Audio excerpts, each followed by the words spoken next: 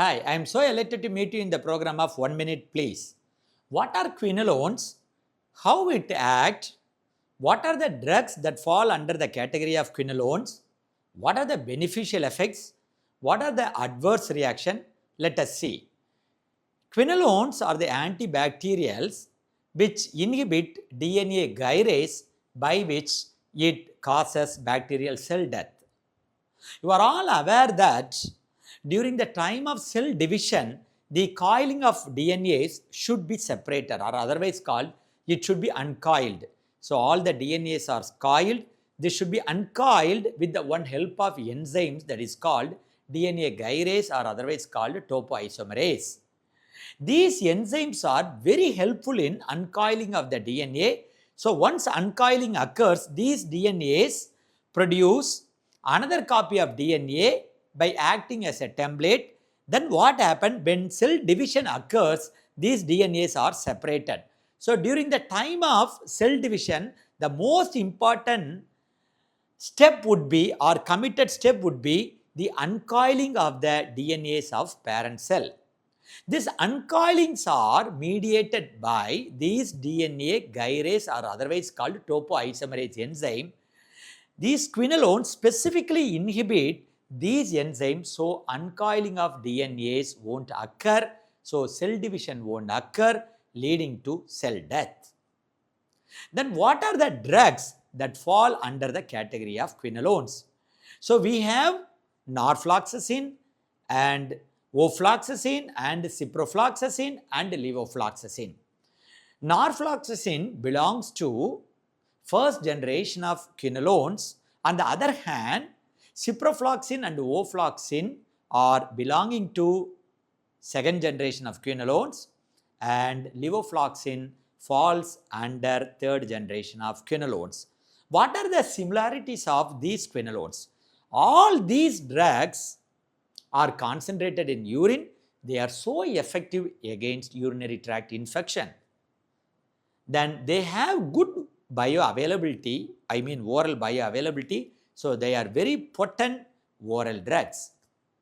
Then what are the key differences between these quinolone when it comes to antibacterial spectrum? When you take norfloxacin are very active against gram-negative, especially E. coli. That's why we commonly employ norfloxacin. But the most important is it has poor tissue penetration, so it won't be useful in pyelonephritis, but we can use for uncomplicated acute cystitis.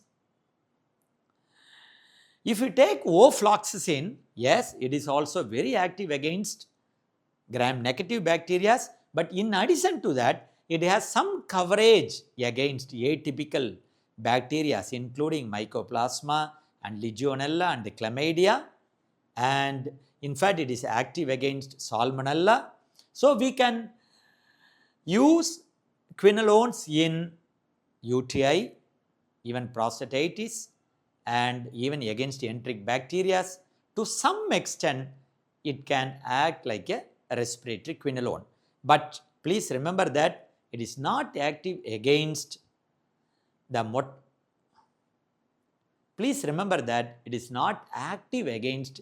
most important gram-positive potent pneumonia producing Streptococcus pneumonia. Then what about ciprofloxacin?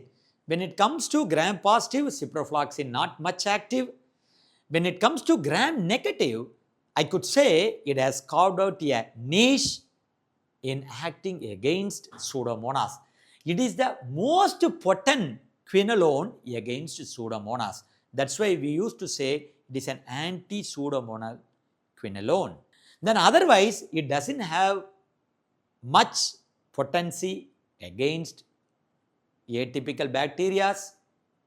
So the most important use of ciprofloxacin would be, I could say, during the time of complicated UTI, if it is induced by Pseudomonas, you can replace ciprofloxacin with anti-Pseudomonal IV antibiotic. Then what about levofloxacin? Levofloxacin is often called respiratory quinolones because it is the only one quinolone which is much active against Streptococcus pneumonia, which is the most important organisms causing community-acquired pneumonia. So, it is the most important or often used quinolone in treating community-acquired pneumonia.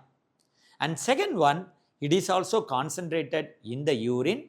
It can be utilized in UTI, but it has only moderate activity against Pseudomonas. But what you have to remember that it can act very well against all types of atypical bacteria.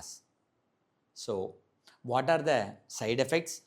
Generally, it can produce very easily non-Ig mediated allergic reaction.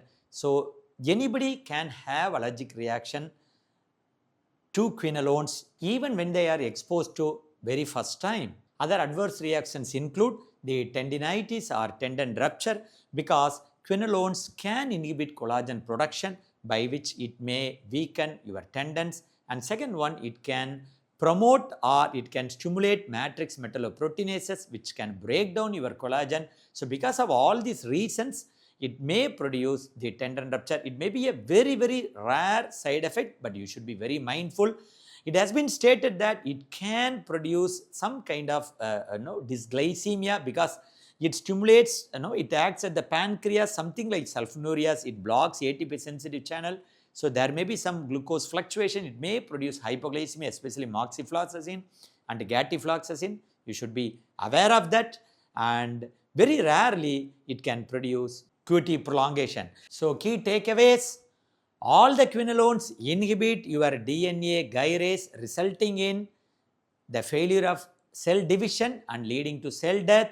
And second one, when it comes to antibacterial spectrum, levofloxacin is the best respiratory fluoroquinolones because it is capable of acting against Streptococcus pneumonia.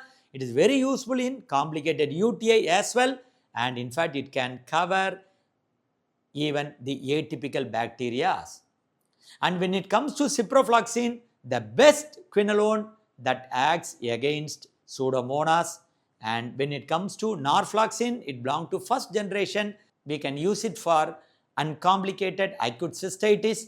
And ofloxacin, they have moderate activity against gram-negative bacteria. So probably you can use it for UTI, and it can act against Salmonella typhi. So it is useful for enteric fever. Thank you.